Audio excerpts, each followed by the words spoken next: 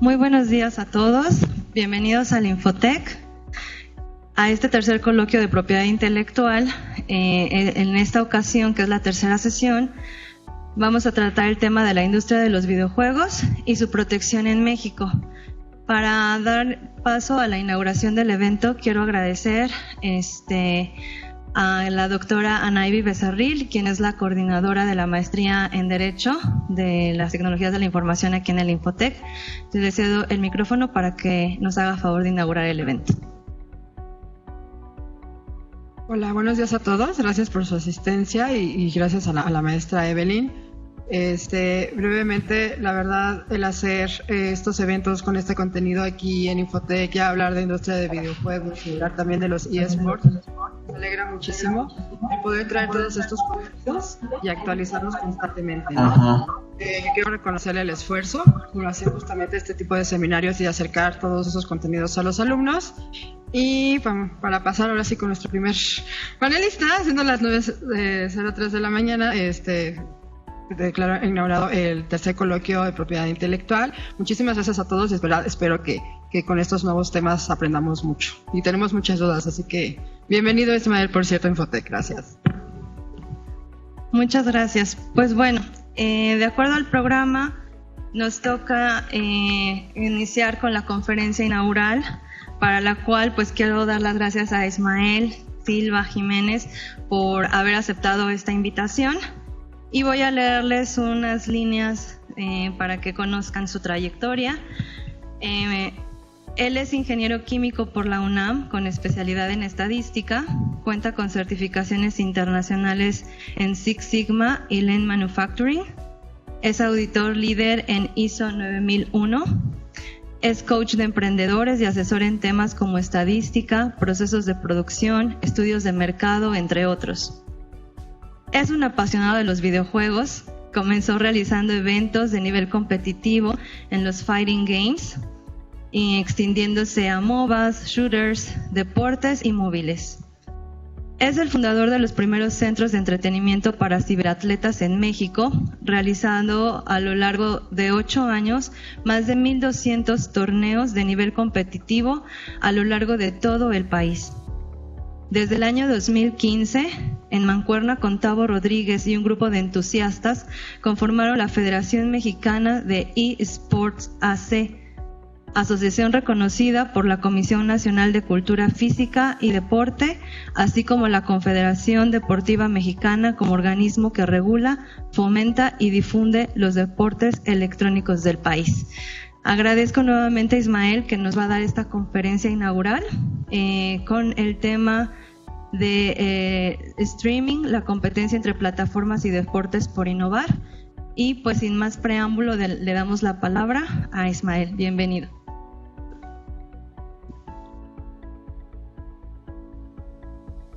Muchas gracias.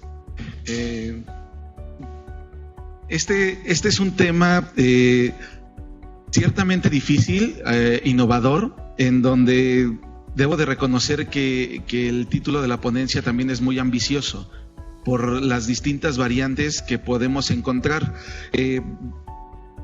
Voy a darle un enfoque desde el punto de vista primero de contexto, segundo jurídico, porque afortunadamente, creo que son los problemas buenos. Hay todavía mucho trabajo, tanto de investigación como de documentación legal sobre el ambiente de los videojuegos competitivos, hablando desde equipos, desde jugadores, ligas, conformación de torneos, etcétera. Lo vamos a ir descubriendo y lo mejor que podemos llevarnos cada uno de esta conferencia, de esta plática, justamente es tener certezas, pero también tener muchas dudas y muchas nuevas líneas de trabajo que pueden desarrollarse a partir de los videojuegos competitivos y en general de todos los videojuegos. Primeramente vamos a empezar con un pequeño contexto, que es la diferencia. Cuando hablamos de eSports y de videojuegos, hablamos, a pesar de algo que es un software lúdico, existen diferencias tangibles entre ambos. La primera de ellas es que el videojuego pues es un software de entretenimiento que sirve justamente para la recreación de las personas. Como tal, inclusive cualquier deporte también tiene esa misma concepción, nació y nacen a partir de un entretenimiento como tal. Cuando estamos hablando de eSports, estamos empezando a hablar de eSports. Ejemplos de ellos, por ejemplo, encontramos que videojuegos, Candy Crush, o sea, eso lo conocemos todos, seguramente lo conocemos más cuando vamos en el Metrobús, cuando estamos en el metro, viajando al trabajo. Otro, Mario Party, eso es un videojuego. Ya hablando de eSports como tales, empezamos a hablar de FIFA, hablamos de League of Legends, hablamos de Street Fighter, con ciertas restricciones. Por ejemplo, en Street Fighter, dentro de las reglas existen stage o existen escenarios donde no necesariamente se puede jugar porque mejoran sustancialmente el desempeño de ciertos personajes. Hay cierto reglamento basado en ello, pero todos tienen esa misma igualdad de circunstancias. Dentro de los elementos que reconocemos como las distintas variantes de eSport dentro de Federación, existen los fighting games o los juegos de pelea, todos los conocemos, nacieron en México aproximadamente en los 80s, entonces conocemos KOF, conocemos Street Fighter, conocemos Super Smash Bros. De hecho, el número 1 mundialmente de Smash es mexicano y es de Naucalpan, entonces está súper padre el tema con él, ¿no? Ha sido campeón desde los 16 años. Ahorita hablando justamente con esta parte de utilidades, ese chico se llama Mecaleo, se actualizó la lista de los mexicanos y las ganancias que han tenido, y él hasta este momento lleva $183,000 ganados. Y el chico que ganó el mundial de Fortnite se metió $3 millones y tiene 16 años. O sea, ¿qué haces a los 16 años con 60 millones de pesos en tu cuenta? Es un tema, ¿no? ¿Qué haces con tanto dinero en ese momento? Otros, por ejemplo, los juegos deportivos, o sea, puede ser Madden, puede ser NBA, puede ser FIFA, puede ser PES, puede ser cualquiera que se estructure dentro de un marco deportivo tradicional. Está hasta el de béisbol, etcétera. Los MOBAs, que son las partes más famosas dentro de los videojuegos, que está League of Legends, StarCraft, etcétera. La parte de los móviles, en donde encontramos ya cosas mucho más democratizadas, como puede ser Clash Royale, puede ser Clash of Clans, puede ser Free Fire. Muchas gracias. Y también, o sea, ya juegos mucho más de antaño, ya que nos pegan mucho en la nostalgia, pues está Age of Empires, ¿no? Que ya podemos ver que, a mí me tocó todavía en la preparatoria hacer mi servicio social jugando Age of Empires, entonces está increíble esa parte, ¿no? Agradezco a todos mis maestros que me dejaron jugar en ese momento. Pero vamos a ver también este contexto de la industria, o sea, ¿por qué son tan famosos? No solamente porque puede existir una gran cantidad de personas que lo juegan, sino también es una industria en auge que representa un montón de dinero, un montón de cuestiones comerciales alrededor de ella, y por tanto podemos decir que es el deporte del futuro que en este momento ya nos está tocando. Parte de ello es la cantidad de gente que los puede observar. Por ejemplo, en el Mundial de Fortnite que hubo apenas, donde este chico se ganó $3 millones, fueron los 100 mejores, pero hubo un selectivo de 40 millones de jugadores en el mundo. Estamos hablando que solo un título aglomeró 40 millones de personas. Es un fenómeno todo esto. Hablar de la cantidad de dinero que representa en el mundo, $65 billones representa la industria de los videojuegos. Entonces, a partir de esos datos empezamos a dejar de establecer el precedente de que son jueguitos, ¿no?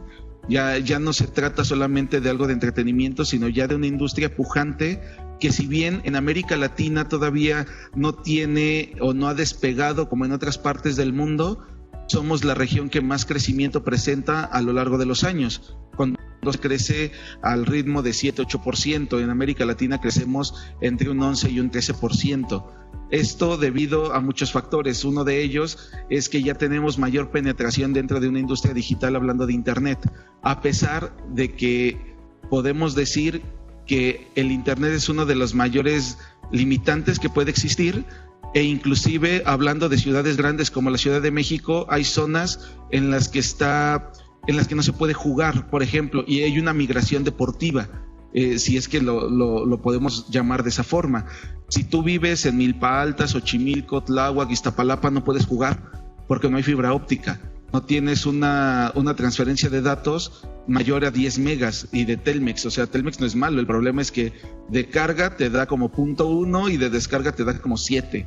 Eso no se puede jugar en ningún lado. Necesitas 100 megasimétricas y eso solamente te lo dan en la Miguel Hidalgo, en Benito Juárez, algunos lugares de la Cuauhtémoc. Entonces, si quieres jugar, debes de trasladarte desde la delegación de donde eres hasta el sitio en donde puede haber esas condiciones técnicas para jugar. Entonces, si hablamos eso en Ciudad de México, ya hay una realidad completamente alejada de todos los parámetros adecuados en lugares como Chiapas, en lugares como Tabasco, en lugares como Tijuana inclusive, donde apenas empieza a haber todo este cambio hacia la fibra óptica, ¿no? Esa es una de las mayores limitantes.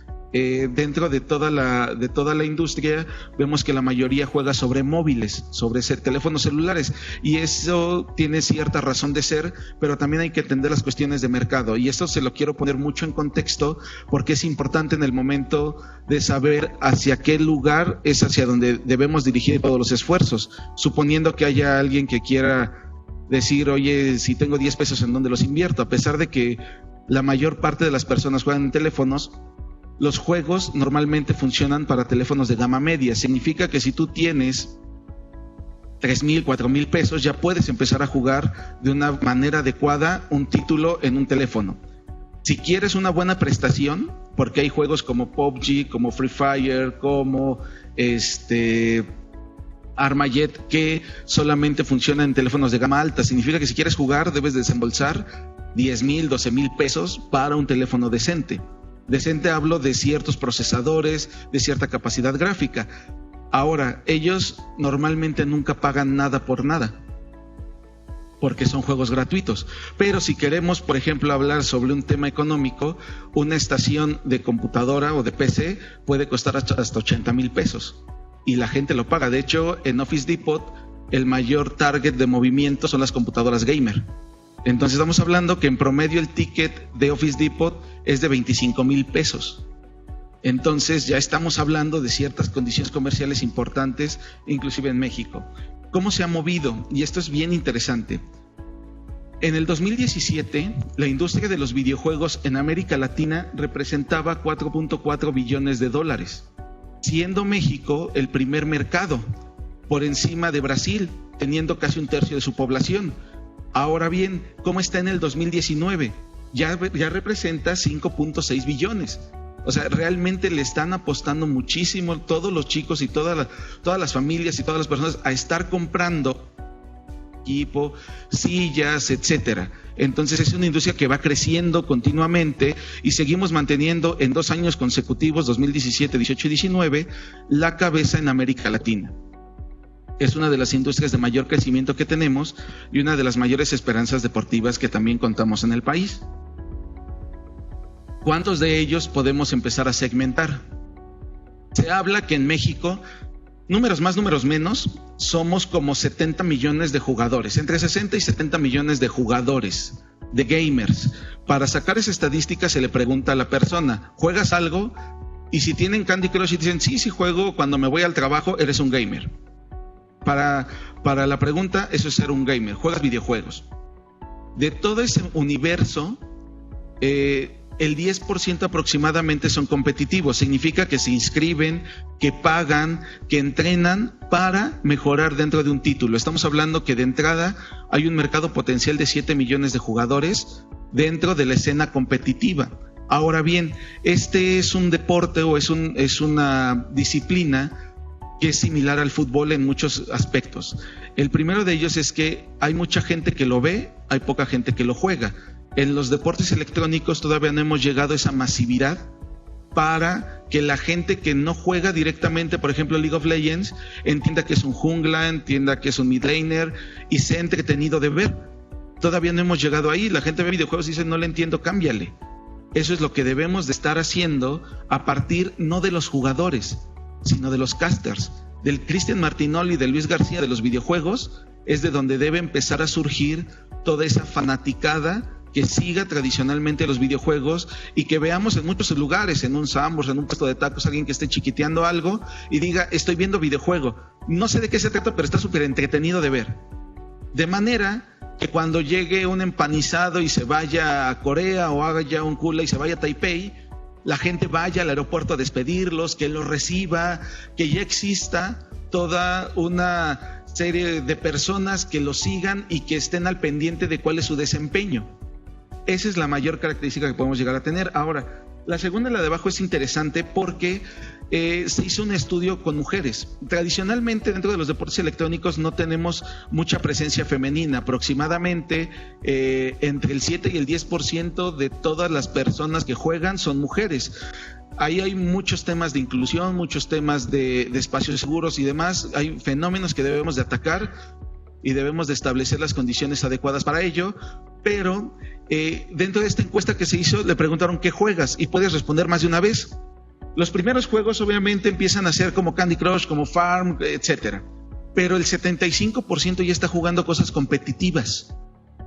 Entonces ya empezamos a ver que las chicas también juegan y también son gamers increíblemente buenas. Hay mucha toxicidad alrededor de todas las comunidades de jugadores, que es algo que debemos de erradicar, pero no es que no haya, o es que no es que no jueguen.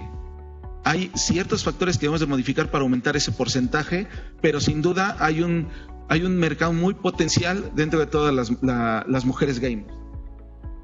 Aquí ya vamos a empezar a entrar en materia, ya que sabemos qué son los videojuegos, ya que sabemos cuál es la diferencia, ya pueden llegar a sus casas y decirle a sus hijos, a sus sobrinos, güey, ya sé qué son los videojuegos competitivos, ya no me vas a chorear con lo que venga. Vamos a empezar a entrar en materia. Por ejemplo, transmisiones y plataformas. Hay distintas plataformas para transmitir esto y aquí voy a empezar a mezclar un poquito acuerdos de licencia con desarrolladores y plataformas. Las más famosas: YouTube Gaming, Mixer, Nimo TV, Twitch y Facebook Gaming. Estas plataformas tienen distintas peculiaridades que las hacen únicas, pero también que las hacen atractivas. Por ejemplo, Nimo da contratos para streamers. Streamers son los vatos que se ponen a transmitir videojuegos o que generan contenido a partir de videojuegos. El contrato promedio es de $800 mensuales para chicos que empiezan a jugar videojuegos. ¿Cuáles son las restricciones legales que empezamos a ver aquí? De la parte del desarrollador, no te permiten transmitir sobre televisión. O sea, cuando te dan tu acuerdo de licencia te dicen, ¿dónde lo vas a transmitir? En una plataforma digital no hay ningún problema. No puede vivir esto en televisión. ¿Por qué razón? Es una restricción que tienen por el medio nativo del que surgen los videojuegos, que es digital. La parte de las plataformas, ¿qué es lo que no te permiten? Hacer comerciales, porque justamente de eso vive YouTube. Por ejemplo, lo que no puedes hacer es pausar un video y sacar un loop de comercial que diga Toma Fanta o Secretaría de Turismo. Eso es algo que no se puede. Lo que sí puedes hacer es tener una agüita con la etiqueta y ponerla enfrente de la cámara, no decir Fanta me patrocina, pero sí decir esta agua está patrocinando este evento. La parte tradicional de la comercialización digital empieza a moverse para tener exclusividad sobre los comerciales que uno puede empezar a realizar. ¿Qué es lo que también te dejan hacer? En el fútbol han visto que en la cancha se abre el centro, sale un balón o sale cómics y todo eso, ¿no? Eso es algo que sí se puede hacer como animación dentro del stream, pero no puede cortarse como para decir que es lo único que sale. Entonces, todas estas plataformas empiezan a trabajar de esa forma. Por ejemplo, Mixer hizo una contratación de Ninja. Hay números estratosféricos que son muy fuera de la realidad, que dicen que le dieron $900 millones para transmitir en Mixer. Estaba en Twitch. Lo tradicional es que hablen de 10 o 12 millones de dólares para que hiciera contenido exclusivo. Entonces aquí ya empezamos a tratar temas, primero de nombres de jugadores, canales, contenido, etcétera. Estas plataformas son las más comunes para empezar a ver videojuegos, pero también dentro de ellas podemos empezar a ver podemos percibir quién ve cosas. Por ejemplo, YouTube Gaming es una plataforma solo para entretenimiento. Ningún jugador profesional te va a decir que está en YouTube. La mayoría está en Twitch o está en Mixer. Probablemente está en Nimo, pero no está en YouTube Gaming. No está en Facebook, por ejemplo. La masividad llega a partir de Facebook, pero también en la segmentación de contenido empieza a ser dependiendo de la plataforma en la que la utilices. ¿Cuáles son las condiciones comerciales que se tienen dentro de ello? Y es en donde empezamos a ver todas esas condiciones jurídicas. La primera es la monetización. Te empiezan a limitar cuáles son las condiciones que puedes hacer. Una, pues no puedes tener comerciales. A pesar de que tengas patrocinadores y muchos de ellos te digan, oye, vas a sacar un comercial dentro de tu canal, y tú dices sí y no sabes las condiciones, pues ya quedaste mal en ese aspecto, inclusive aunque venga por contrato. Conocer esas características es relevante. La monetización va en el número de vistas. Hay plataformas que te meten muchos bots, entonces los puedes contratar o puedes inclusive a trabajar dentro de las mismas. Hay veces en las que te dicen, en Facebook tenías 150 viewers, te vas a otra plataforma y casualmente tienes 15,000. Eso, ¿cómo se monetiza? ¿Quién lo hace? ¿Lo hace la plataforma? ¿Lo haces tú? Todas esas características son interesantes. La parte del canal y los nombres. Esto viene en muchos sentidos porque ya ha habido casos en los que empieza a haber robo de identidades. Por ejemplo, un canal puede llamarse Pedro 123. Y el día de mañana sale un canal que se llama Pedro 321. Entonces, ¿cómo protegemos el contenido que estamos haciendo? Toda esa propiedad intelectual que está generando o que se está llevando a cabo dentro de la plataforma digital. Eso es algo que normalmente todos los gamers o los creadores no hacen.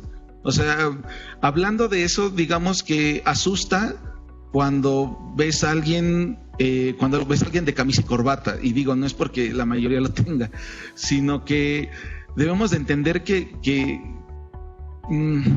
les voy a hablar de un aspecto cultural bien interesante. Los gamers o los chavos que son medio otakus o que son o que empiezan a hacer contenido de este lado, la mayoría son rechazados sociales, entonces debemos de tratarlos como con pinzas. Entonces, por ejemplo, nosotros que tratamos con ellos no podemos usar zapatos ni camisa, porque te ven como una figura paterna y eso los bloquea. Entonces el hecho de que vayas y te presentes, hola, ¿qué onda? Yo soy Ismael y soy gamer, y te ven así y te dicen, no, carnal, o sea, tú no sabes de esto, y no hablan, no te ven, pero al final de cuentas así son. O sea, debemos de tener cierta sensibilidad para tratarlos, porque al final del día tenemos a un Al Capone que tiene millones de vistas. Tenemos, por ejemplo, una Just Stop que tuvo una bronca en redes sociales, pero que tiene millones de suscriptores. O sea, al final de cuentas pues voy a perder un cliente por quitarme la corbata, pues igual y no. Pero todo eso es lo que va moviendo la industria. O sea, hace unos años éramos chicos raros, ¿no? Que decían, oye, ¿cómo diablos traes una playera de Dragon Ball a la oficina, no?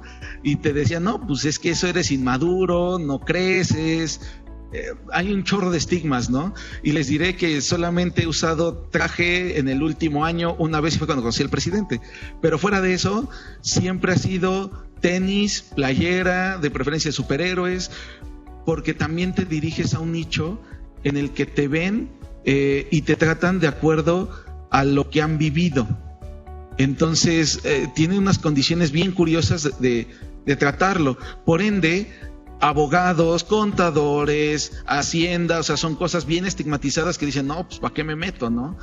Pero también pierden demasiado en ese aspecto. Uno de ellos es, pues, ¿cómo protejo lo que estoy haciendo? Y para ellos es, a veces hasta le dan la vuelta diciendo, pues,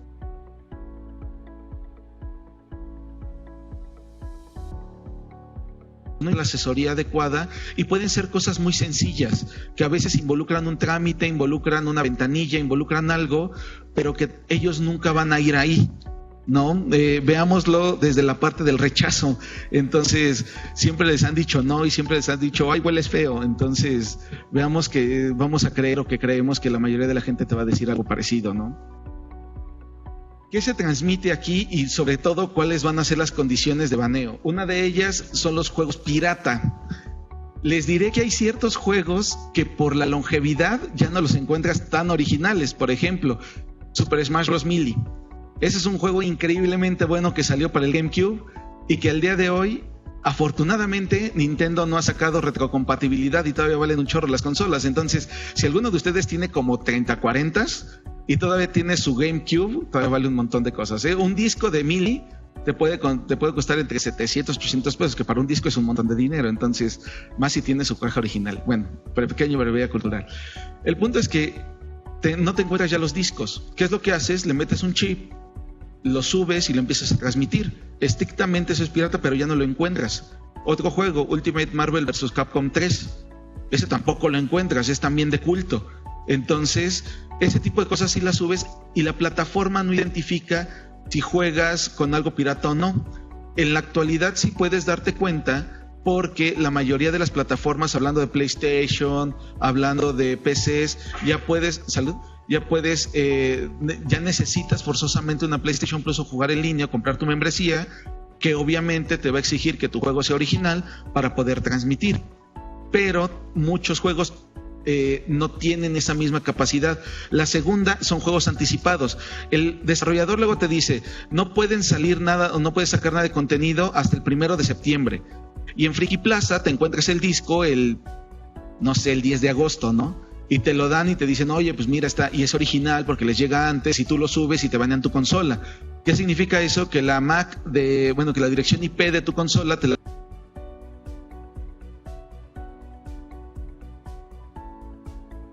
ha penado la parte de la transmisión de juegos anticipados. Creo que es mucho mayor que la capacidad que tiene de identificar juegos pirata, pero existe. Entonces es importante mencionar cuáles son las restricciones.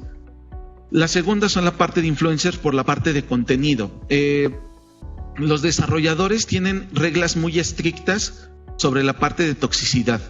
Por ejemplo, hablando hace rato, teníamos un inconveniente para nosotros como federación y va muy de la mano con la parte sexuada del contenido que se sube.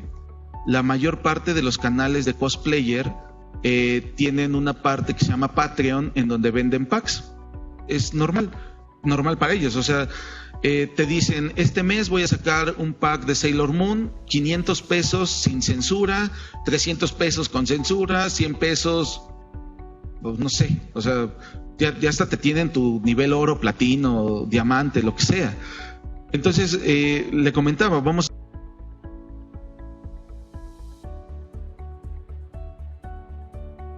a este cosplayer, la verdad es que nos dieron la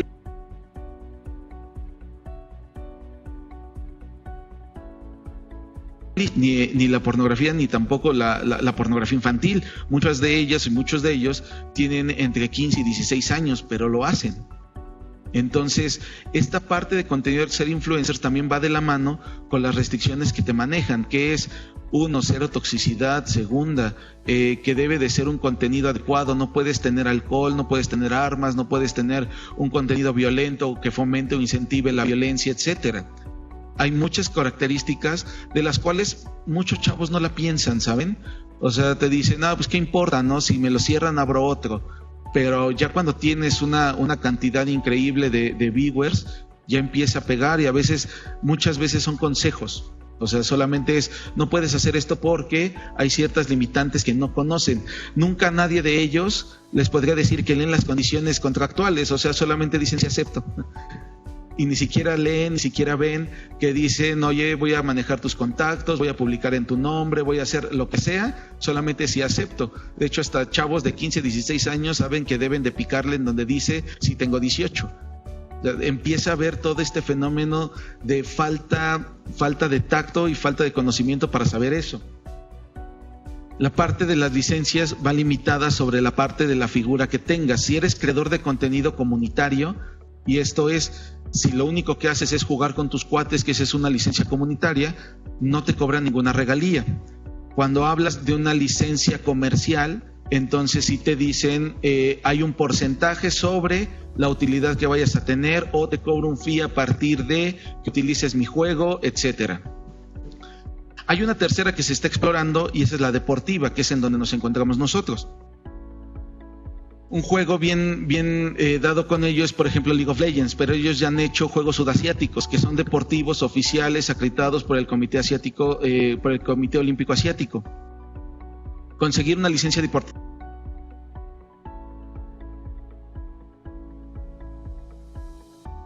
Quiero utilizar un videojuego para crear un programa social que vaya en contra de la violencia en jóvenes o que vaya para combatir la delincuencia en la juventud.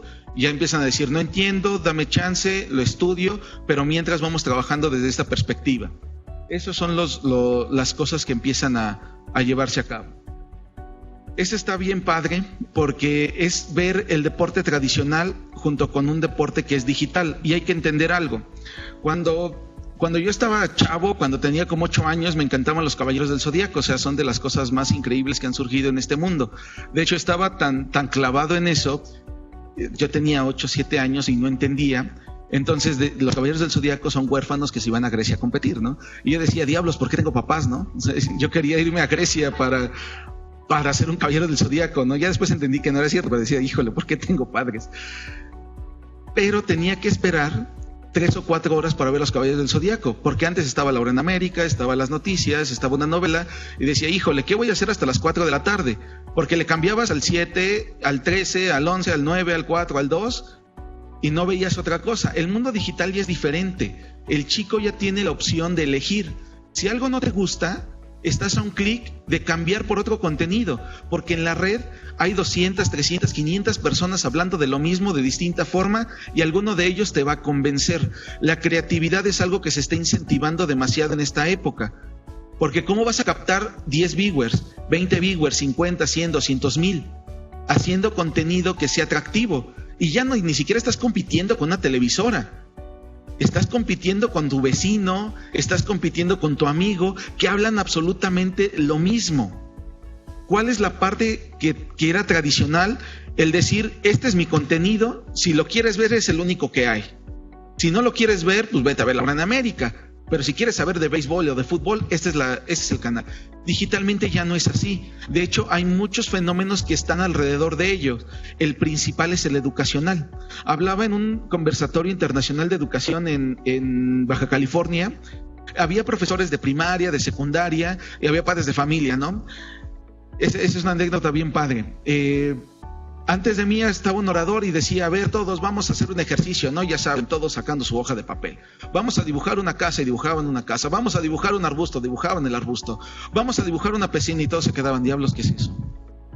Y entonces decía el chico que estaba de orador, no se detengan, vamos a seguir. Si no la entiendes tú, avánzale. Después la dibujamos. Dibujo un perro, dibujo un niño, total. Dibujamos como 10 cosas. Y llega y le dice, ¿quién se quedó, se truncó cuando no entendió algo? Puta, 90% dijo, yo ni me acordé de la última palabra porque todos estaban diciendo que es una piscina, güey. Y el otro, pues quién sabe, cabrón. O sea, yo creo que es una piscina chiquita, yo creo. Es un charco de lodo, ¿no? Pero ha hablado de manera rimbombante. Y decía, la comunicación se corta cuando ustedes no son lo suficientemente claros hacia los alumnos. No van a aprender, sin bronca. Se baja el chavo, subo yo y les digo, ¿quién me dice que es lag? ¿Quién me dice que son frames? ¿Que son hertz? ¿Que es ping? ¿Que son line? Y todos se quedan como, híjole, te aseguro que lo escuché de alguien, pero no sé de quién. ¿Se dan cuenta que la comunicación va en 2 vías? O sea, hablamos que el profesor no va a educar al niño si no lo entiende, pero también el adulto nunca se va a conectar, y hablamos de profesores, ya no hablemos de padres, con sus hijos y no entienden lo que están hablando. Cuando alguien se acerca y te dice, oye, ¿cómo está eso de los jueguitos? Dices, sí, ya sé por dónde vas. O sea, ya le llamaste jueguitos. Está bueno, vamos a empezar desde el principio. Jueguitos se llaman ya empiezas a tener ese lenguaje donde también debe de empezar a haber una transformación digital en la mentalidad de las personas. Ha sido súper curioso un fenómeno. Cuando hacíamos torneos presenciales, sucedía que iba el papá y la mamá a dejar a su hijo, ¿no? Y se quedaban en la entrada, lo dejaban y no avanzaban porque decían, híjole, es que mi chavo está allá adentro, pero si entro soy un chavorruco y lo voy a lo voy a avergonzar con sus amigos, pero ni modo de dejarlo aquí, porque quién sabe qué es eso, ¿no? Capaz si ven algo malo. Y entonces se quedaban en la entrada, ¿no? Parados, y llegabas y les decías, oigan, les ayudo, y decían, no, pues es que estamos aquí esperando a que acaben. Son las 11 de la mañana, va a acabar como a las 5, ¿seguro? Sí, les sacamos unas sillas, ¿no? ¿Qué pasó? Empezaron a hablar entre ellos bien curiosamente. Decían, ¿tu hijo está dentro? Sí. ¿Y el tuyo? También. Oye, ¿cómo le haces? Porque el mío es bien grosero. Ah, pues yo hice esto. ¿Te cae? Sí, bueno, total. Siguiente torneo se veían y decían, oye, funcionó bien padre. Híjole, sí, pero mi hijo agarró la tarjeta. No, hombre, pues hicieron su grupo de autoayuda. Lo cual es bien padre porque al final del día no entienden ni necesitan un igual que diga, no le entiendo, me asusta, no es algo que yo viví, para mí era maestra, pizarrón, yo escribo, y ahora es maestra, yo investigo en mi teléfono, y todo eso nos asusta. Entonces empezamos a mejorar o a crear nuevas dinámicas familiares a partir de esto. Acto seguido, los papás iban y grababan a su chavo jugando, ¿no? Y decían, échale ganas, pícale, o sea, tampoco entendían qué hacían, ¿no? Pero decían, pícale. Y el chavo le estaban dando la golpiza de su vida, pero tenía el papá detrás de él, grabándolo con el teléfono, compartiéndoselo a los abuelos, diciendo, mira, mi hijo está compitiendo, ¿ya viste? ¿Y cuál es? ¿Quién sabe? Pero está compitiendo, cabrón. Esa es una nueva dinámica familiar que debe de surgir a partir de la era digital, que empieza a ver este fenómeno. Alguien puede decir, es que eso no lo ve nadie, o nada más los ve los locos que están en internet. Veámoslo. El primer juego más visto en Estados Unidos es el Super Bowl, sin broncas. El segundo es League of Legends. O sea, ya ni siquiera estamos hablando de una propiedad física. League of Legends es el segundo contenido más visto en Estados Unidos. En el Mundial, de hecho se realizó en el Nido de Pájaro en el 2017, metieron a 79,000 personas a ver a 10 vatos jugar. En México se han hecho eventos en la Arena Ciudad de México, en la Arena Monterrey, y han metido 20,000 personas a ver a 10 personas jugar la clasificatoria latinoamericana de League of Legends. ¿En dónde estamos parados ahí? El segundo está el Masters, después está el de Dota. Me parece que van a repartir $32 millones. Entonces, ¿qué tanto podríamos decir que son nada más para los raros que ven internet, no? Porque también la otra parte es que la gente le llama internet a todo. O sea, le dice, ¿ya viste en internet? Y es Facebook. ¿Ya viste en internet? Y es una noticia, es una fake news. ¿Ya viste internet? O sea, el internet es lo peor y lo mejor que les ha pasado a todos. Entonces hay que empezar a segmentarlo. Ejemplos de esto, está el Paris Saint-Germain. Es un equipo europeo de fútbol que no topea en la tabla, pero sí tiene una propiedad digital que es equipos de eSports. Casualmente no compiten en Europa, compiten en China. Entonces, ¿cuáles son las diferencias, por ejemplo, hablando ya de patrocinios o de condiciones comerciales? La primera de ellas es que son propiedades independientes. Quien te patrocina el fútbol no necesariamente te patrocina el eSport. Puedes tener a Coca-Cola en tu equipo de fútbol y puedes tener a Pepsi en el equipo de eSports. Se tratan y se manejan de manera diferente. Estamos hablando que inclusive el Paris Saint-Germain ya tenía el Paris TV. Ya tiene un canal de televisión digital donde sube contenido, porque ahora nuevamente ya no necesitas una televisora, ya no necesitas los millones de pesos o de dólares para montar un set. Necesitas 2 pantallas Full HD, una computadora que tenga una buena tarjeta gráfica, una pantalla verde y un micrófono, y con eso tienes un set de grabación increíblemente bueno. Cualquiera puede tener su canal de televisión. Y ahora la democratización va en ese sentido.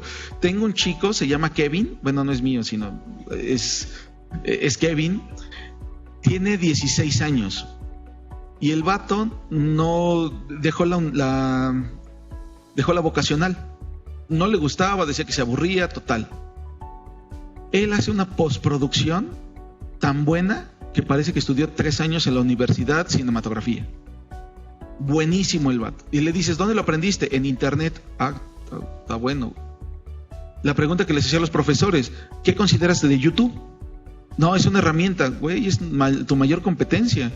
Las escuelas se están volviendo como la cafetería de tus amigos, porque si no le entiendes, güey, ni te preocupes. Julio Profe está en internet y te puede enseñar las matemáticas mejor que te las enseña tu maestra. De hecho, Julio Profe iba a romper el récord mundial de una clase de matemáticas en Talentland en Guadalajara. No lo rompió, pero estamos hablando que inclusive hasta sacó un libro, Julio Profe, como lo ves en YouTube. O sea, ¿dónde se va todo ese contenido? ¿Y se dan cuenta todo lo que pueden hacer a partir de generar algo digital? Y todo el vacío que existe. Porque digo, les estoy hablando de una realidad, pero hace falta hablar de muchísimas condicionantes que eso tiene. Porque quién sabe si hizo un buen trato o lo hizo mal. ¿Quién sabe? Los equipos, aquí es en donde entramos en una materia bien complicada. Ha habido casos en donde hay ligas que han multado equipos porque no tienen un registro de marca, porque no son los dueños de su marca. Nosotros les pedimos, para ser reconocidos como equipos oficiales, les pedimos 4 cosas. La primera, tener una figura jurídica, como una CEO, lo que tú quieras, una figura jurídica. Segunda, debes tener un plan de marketing. Tercera, un plan de publicidad, porque necesitamos que seas autosustentable. Y tercero, debes tener registrado tu nombre. Si no tienes esas 4 cosas, no estamos hablando de un equipo, estamos hablando de una crew. ¿Qué es una crew? Pues un grupo de chavos que dicen, no mames, vienes de negro, sí, yo también, somos amigos. Eso es una crew. O decir, somos abogados, sí, vamos a hacer el team abogados. Pues. No van a dar el siguiente paso hacia la profesionalización, porque ignoran todo lo que pueden beneficiarse a partir de la formalización de su institución. Incentivos fiscales, incentivos deportivos, institutos del deporte, hablando ya de disciplina deportiva, es lo que empiezan a tener una vez formalizados. Deben de dar contratos a jugadores, los jugadores deben de respetarlos. O sea, ahorita es el viejo oeste. Ahorita tú tienes un jugador y el jugador le dan 5 pesos más o le dan 2 gancitos más y dicen, oye, pues ahí nos vemos, ¿no? Y el contrato, pues demándame. Y así se queda. Y estamos hablando que ahorita en esta etapa podemos decir, bueno, pues no hay tanta bronca, no solo lo quemas en redes y pues ya no pasa nada.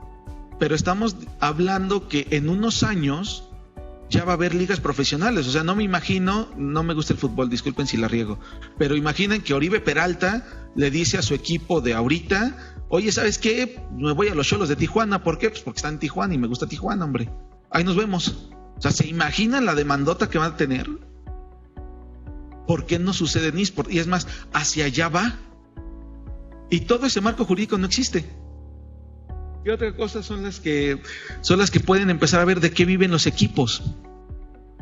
Un equipo no solamente vive de competencias, porque en la realidad hay un montón de dinero metidos en ellas. Pero veamos, un jugador ganó $3 millones, uno de 40 millones. ¿Cuántos jugadores necesitas tener un equipo para aspirar a estar en el top 100? ¿Y cuánto dinero te va a costar?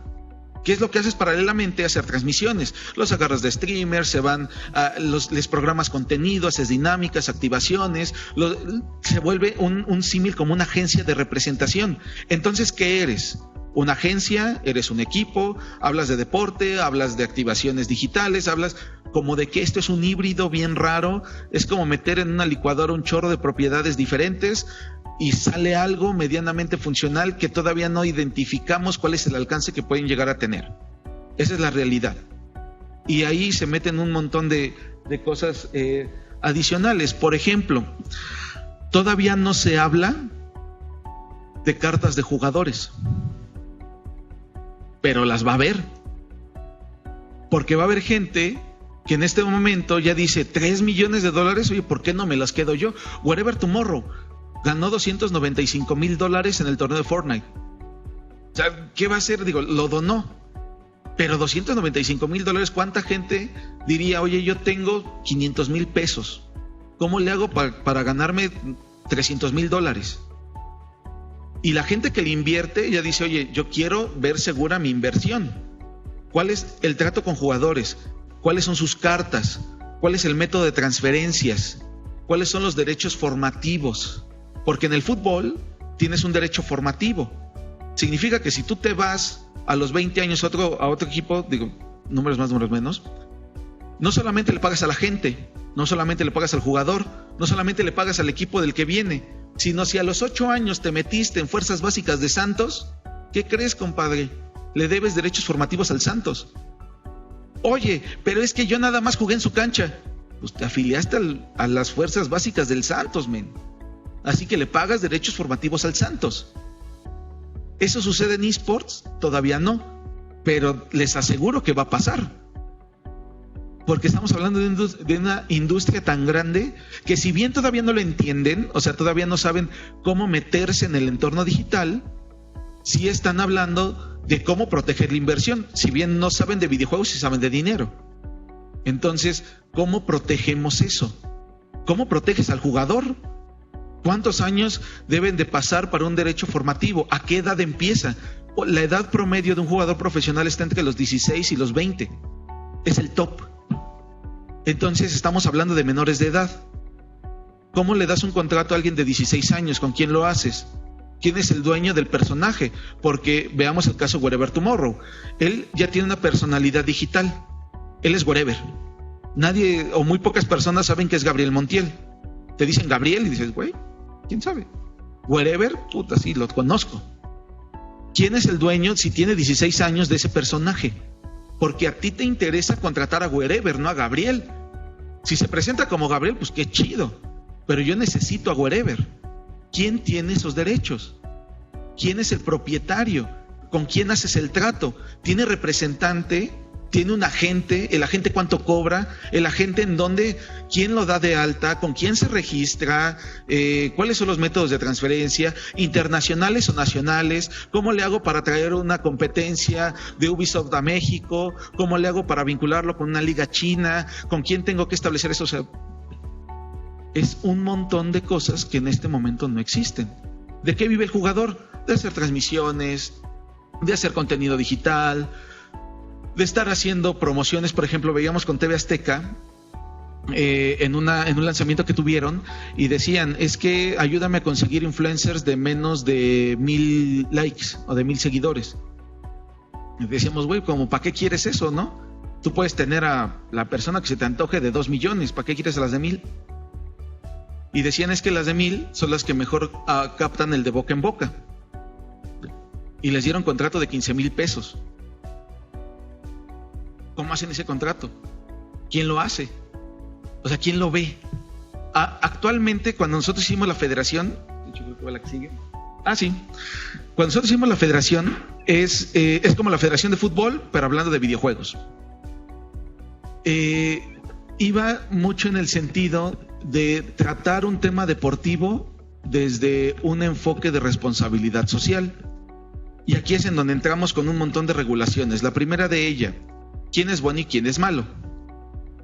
El gobierno y CONADE nos dicen, necesito que me des un sistema de ranqueo, necesito saber quién es el número 1 y quién es el número 20, porque le damos la clasificación de quiénes son jugadores de alto rendimiento y jugadores profesionales y jugadores amateur, dependiendo del incentivo que les vayan a dar.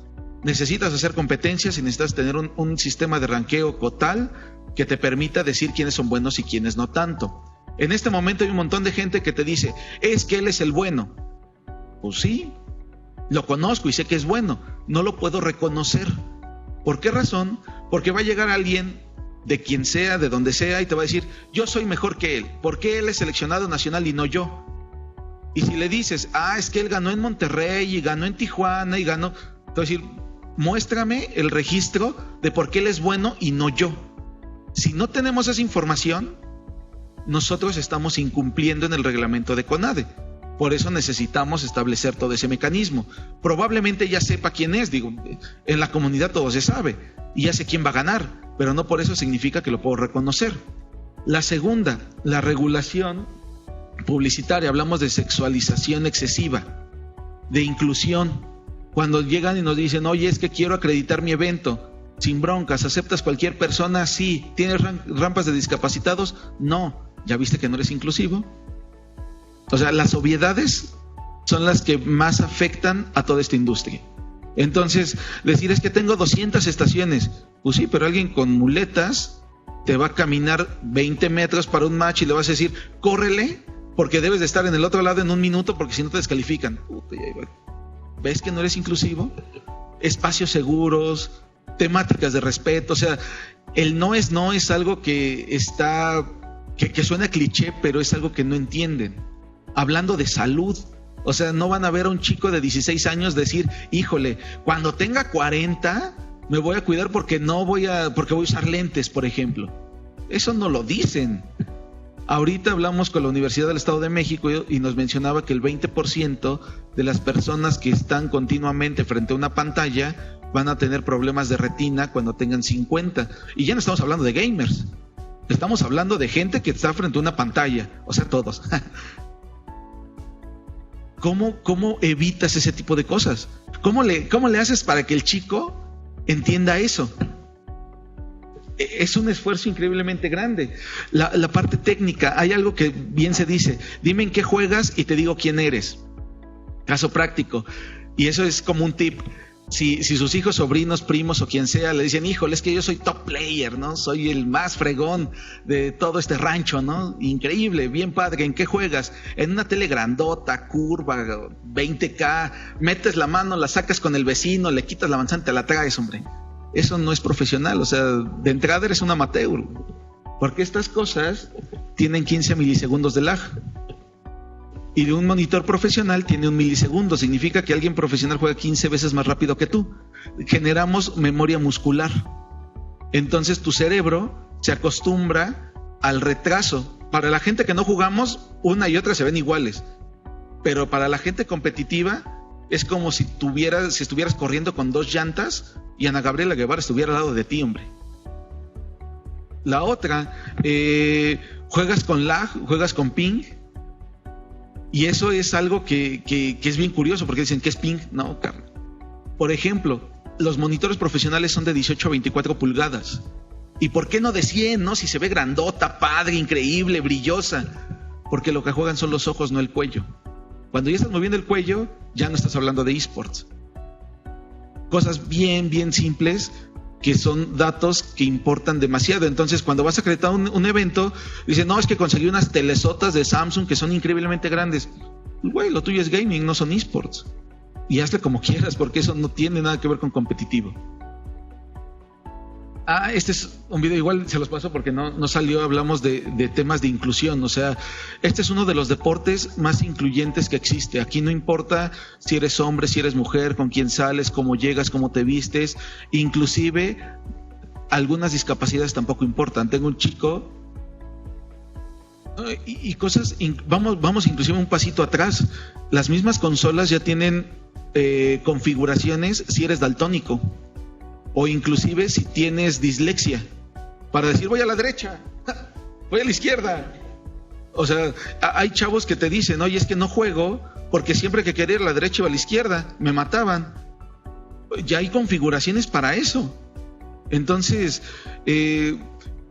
este tipo de, igual se los mando también, bueno, se lo comparto para que lo pasen, pero por ejemplo tengo un chico que juega con un pie y una mano Smash. ¿Importa? La verdad es que no. Frente a una pantalla, tú tienes todas las condiciones para jugar. Nuevamente, puede jugar alguien de 13 contra alguien de 40 y no hay ningún problema. El de 13 le gana normalmente. Entonces, en esta parte de inclusión es en la que estamos trabajando y en la que estamos haciendo todo esto. Empezando a cerrar todo este capítulo, inclusive los videojuegos no es un producto como tal, sino es un collage. Es un collage interesante que también necesita regulación. Digo, nosotros en México estamos como 15 años detrás de países punteros como pueden ser Francia, por ejemplo. En Francia ya está en legislación la parte de videojuegos, de esports. Si tú quieres hacer un evento en Francia, un mes antes debes de tener un depósito en garantía del premio que vas a dar. Si tú dices $1 millón, $1 millón un mes antes debe estar en una cuenta bancaria. Y aquí en México te dicen $1 millón, ahí te pago en 2 años. O te dicen, híjole, ¿qué crees? No me salieron los números, no vino la gente, te doy 8,000. A ver, o sea, ¿dónde decía eso? Demándame. O sea, todo empieza en ese sentido, ¿no? Demándame. Y el chavo de 16 años no va a decir, ay, no voy a ir con un bla, bla, bla. Y eso empieza a ser muchas lagunas legales que tenemos. Nosotros inclusive fungimos como una figura de respaldo para eventos y para jugadores, donde empiezan a decir, oye, mi equipo hizo esto. No, bueno, vamos a revisar eso. Pero muchas veces te dicen, me dijo que me iba a dar una casa y no me dio nada. ¿Lo firmaste? No. ¿Qué te puedo ayudar, hombre? Entonces, ¿qué son los videojuegos? O sea, si le quitas muchas cosas o lo vas desprendiendo, hay muchas propiedades. Por ejemplo, si le quitas el puntaje, se vuelve en un simulador. La mayoría de los buzos de Pemex, de los médicos en la laparoscopía, entrenan sobre simuladores. Pilotos necesitan cierto número de horas sobre simuladores, y los simuladores son un videojuego. O sea, si le metes el simulador de vuelo, si te estrellas, bueno, pues ya tienes un porcentaje de éxito, ¿no? Ya puedes estar rankeado. Si le quitas el video, se convierte en un concierto. Ha habido conciertos de Pokémon, conciertos de Zelda, son libros, son películas. Medal of Honor se basó sobre una de las escenas de El Soldado Ryan. Entonces era increíble ver la forma en la que podías recordar la película y podías avanzar en el juego. Es increíble. Entonces, todo esto viene en esa medida en la que hay más, podría decir es que hay más preguntas que respuestas. Regresando al punto de Francia, en México todavía no tenemos carreras especializadas, o no muchas, sobre temas de videojuegos. Por ejemplo, allá tienen marketing en videojuegos, pero ya es marketing en videojuegos, y desde que entras ya tiene el apellido videojuegos. Cuando hicimos la federación no encontramos un solo despacho que pudiera tratar temas deportivos. Nos llevó 2 años hacerlo nosotros mismos, con un chorro de errores, armar nuestros propios estatutos, armar nuestras propias métricas, porque le decías a alguien, notarios inclusive te decían, no, esto no puede pasar. Pero si es una federación deportiva, no. Las asociaciones civiles tienen esta figura. O sea, si es una asociación civil, pero es una asociación civil deportiva. No, de todas maneras, no hay notarios, no hay abogados. Tengo una amiga, por ejemplo, en Michael Page, que es una reclutadora, y tiene 3 meses abierta una vacante para el área de marketing, y las condiciones es menos de 30 años, conocedor de videojuegos, que hable mejor inglés que español, y le dan 60,000 pesos mensuales. Y no hay gente, porque la mayoría todavía empezamos a considerar todas esas cosas de, híjole, no, los videojuegos, pues sí está padre, pero me dicen que debo de... Lo que queremos hacer es dignificar la escena, de manera que si quieres ser contador, abogado, ingeniero, sea porque realmente quieras hacer eso y no porque los videojuegos no dejan. Si quieres hacer de los videojuegos una carrera de vida, debemos de empezar a trabajar en ese sentido. Entonces, todo esto nuevamente es para empezar a ver cuáles son más las áreas de oportunidad que existen dentro de un ámbito legal o jurídico en la industria de los videojuegos, y contarles el contexto en el que nos encontramos para hacer mancuerna, porque nuevamente hay un montón de equipos, un montón de jugadores, un montón de creadores que no preguntan, no saben, tienen mucha ignorancia, pero también eso afecta el desarrollo de la industria en México. Porque, por ejemplo, no viene Ubisoft a México porque dice, me cuesta más abrir una oficina en México trayendo un francés que quedarme en Francia. Entonces, cosas así es lo que nos van pegando, pero también afortunadamente es un área de oportunidad increíblemente buena para todo el desarrollo de la industria de los videojuegos, ¿no? Muchísimas gracias, espero que hayan quedado muchas más dudas, y cualquier cosa, pues bueno, digo, nosotros en todas nuestras redes sociales estamos como @femesmex, igual en www.femes.com.mx, y básicamente estamos para hacer mancuernos. Nosotros vean más un aliado que puede empezar a trabajar sobre toda la comunidad, igual para resolver dudas y demás, ¿no? Para todo eso. Muchas gracias. Y debido a la agenda tan larga que tenemos el día de hoy, vamos a tomar, si hubiera, solo 2 preguntas. Llegó una. Dice, hola, yo quiero preguntar cuáles son las razones de que los deportistas tradicionales, entre comillas, por los cuales han optado por invertir en equipos de eSports. Me imagino que se refiere a tal vez porque un deportista tradicional entraría a esto. Por ejemplo, esa es una industria, probablemente, viendo los números, es una industria bien grande. Puyol, por ejemplo, ha invertido en un sitio de internet donde se hacen competencias de eSport. De hecho, el Barcelona compite ahí. Son propiedades adicionales que pueden estar viviendo a la par de lo que estás haciendo normalmente. En México, equipos de fútbol ya empiezan a ver a los eSports como un medio adicional. De hecho, por ejemplo, varios deportes te dicen, mi fan o el fan está creciendo. O sea, ya está pasando de los 30 a los 40, de los 40 a los 50, pero no se está renovando. ¿Dónde están todos los chavos? Están aquí, hombre. Entonces, ¿cómo empezamos a ver temas de idas a estadios, temas de boletaje, temas de fanáticos, etcétera? Pues al final del día, pues todo está en propiedades digitales. En este momento es lo que más reditúa. Entonces, en México ha habido, por ejemplo, Whatever tiene su propio canal tiene su propio equipo.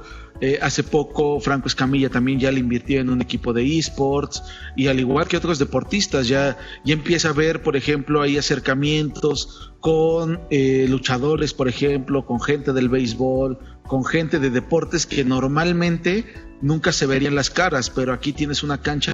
Todos los deportes merecen mi respeto, pero igual podemos ver cómo ha evolucionado centroamericanos, panamericanos y demás. Entonces, a veces por muchos más factores, ¿no? Pero te das cuenta que un mundial de League of Legends lo sigue un montón de gente digitalmente, y ves unos centroamericanos y ves los deportes y dices, híjole, ¿dónde está la gente, no? O sea, ¿dónde están viendo el Honduras contra Guatemala, ¿no? En el estadio, y es fútbol y está bien padre, y son sus representativos, ¿no? ¿En dónde están? ¿Cómo se trata? Porque al final no es una cuestión de entendimiento y de saber hacia dónde se mueve la industria, cómo se mueve, cuáles son las características. Ahí adelante tienen su micrófono, por favor, que se ponga en verde para que nos puedan escuchar quienes están a distancia. Sí, ok. Me encantaría escuchar tu opinión, tu recomendación como un jugador nuevo que quiere justamente proyectarse hacia un escenario del eSports. ¿Cuál sería tu recomendación de carrera?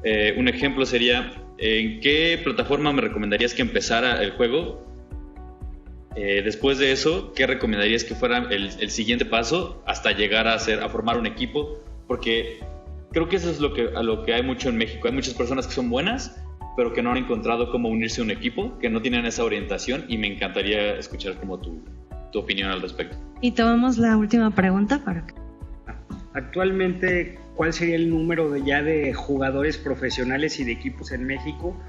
Y cómo los eSports en México como en otros países que ya hay grandes competencias, ¿cómo estaría la situación en México actualmente en este sentido, en número de equipos y jugadores profesionales, y cuestión legal y en otros ámbitos que pueda hacer que detonara como una verdadera industria que compita con otros países?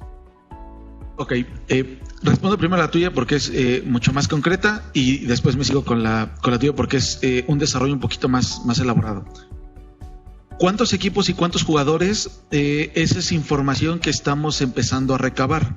Te diría que el 95% de los equipos no tienen una figura jurídica. Por tanto, equipo, lo que podríamos entender como ya una...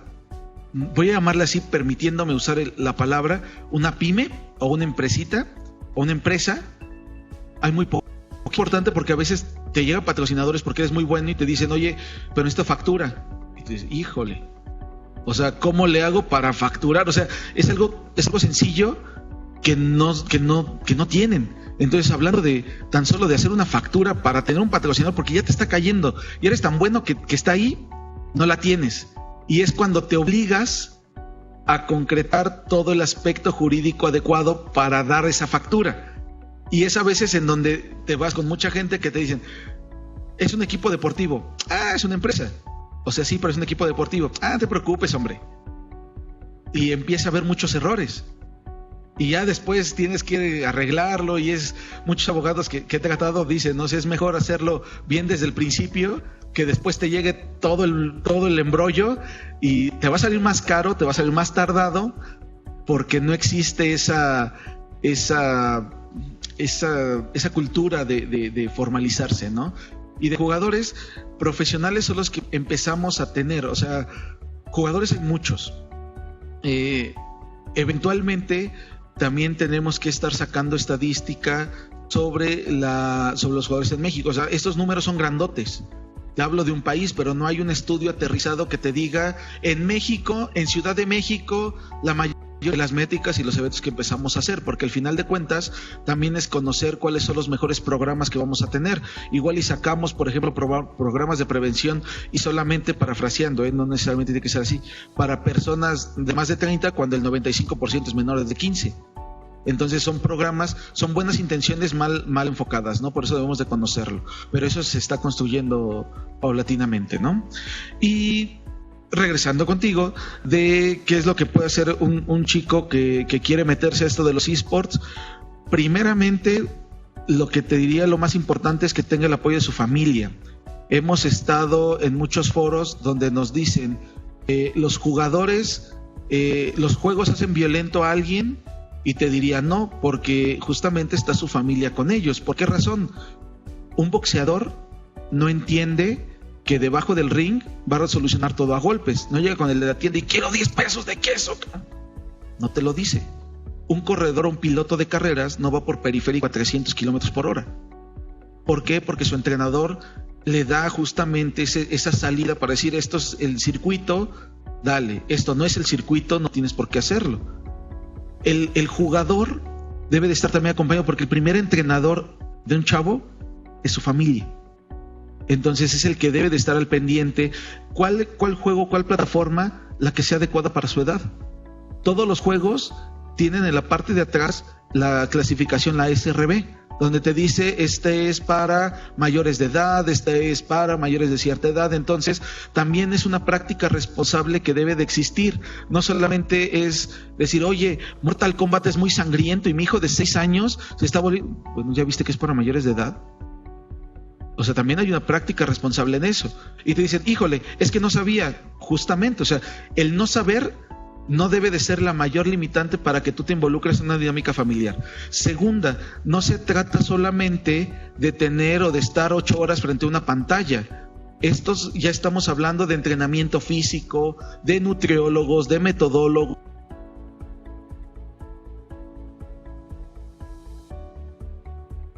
multidisciplinario que ayude al chavo o al jugador a potencializar sus habilidades dentro de un título en específico. Entonces debe de haber un médico que te diga, híjole, foro al que no fui. Híjole, habla Dios, ¿no? Dios. Entonces, Milhouse, ¿no? Empiezan a tener problemas, por ejemplo, con puente carpiano, con problemas en articulaciones, etcétera. Entonces, necesita el médico, el psicólogo. Hemos visto muchos casos en donde acaban una partida, se van y se empiezan a dar de topes en la pared, ¿no? Y dices, a ver, espérate, ¿no? La otra es, tienes 15,000 personas detrás de ti, vas perdiendo 2-0 y debes de tomar decisión de, ¿te regresas al lobby o le das rematch? Y en 2 segundos, ¿qué haces? Y el chavo está hiperventilado y dice, no sé, ¿qué diablos? Espérate, hombre, respira, tranquilízate, bájate tus niveles, canaliza ese emoción.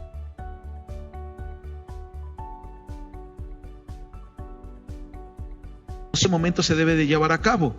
Oficialmente lo estamos llevando nosotros, porque esa es la instrucción del gobierno. En México, la única entidad que puede reconocer a una asociación deportiva nacional es la CONADE. Pero también no solamente te dice, haz un montón de torneitos.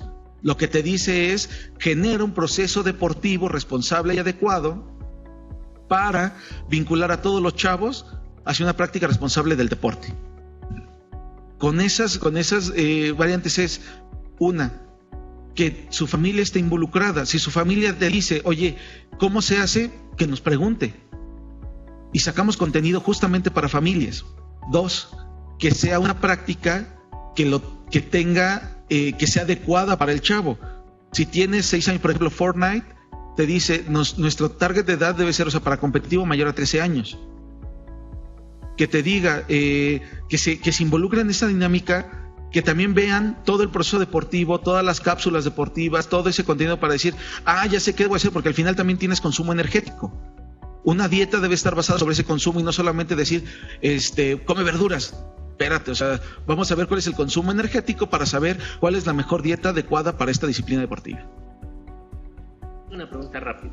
¿A qué fuiste con el presidente? ¿Hay algún apoyo o algo? No, digo, de hecho, por ejemplo, nosotros no hemos recibido apoyo gubernamental porque no, ninguno. A pesar de que uno tiene acceso como federación deportiva y todas las federaciones, fútbol, béisbol, básquetbol, nado, lo que sea. Una cosa es el acceso que tienes o la facultad de solicitar el apoyo, y otra cosa es que el recurso exista para que te lo puedan canalizar. Nosotros desde el 2018, que es cuando CONADE nos da el reconocimiento, no hemos tenido ni un peso de recurso público. Todo ha sido a partir de la iniciativa privada que le ha apostado por el desarrollo deportivo nacional. Y normalmente a todas las federaciones nos invitan para la entrega del Premio Nacional del Deporte. Entonces ahí todos nos convocan para ir a ver a los deportistas, para estar unidos como la familia deportiva en México. Gracias.